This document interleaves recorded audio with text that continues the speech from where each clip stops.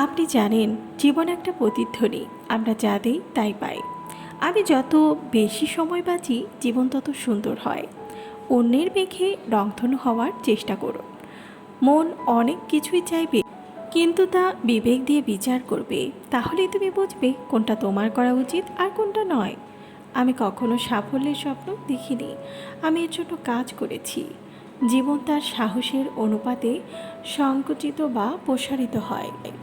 জীবনের সব থেকে ভালো জিনিস একে অপরকে ধরে রাখা। জীবন নম্রতার একটি দীর্ঘ পাঠ।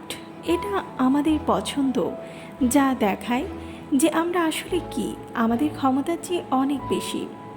যা সঠিক তা করার জন্য সময় সর্বদাই উপযুক্ত।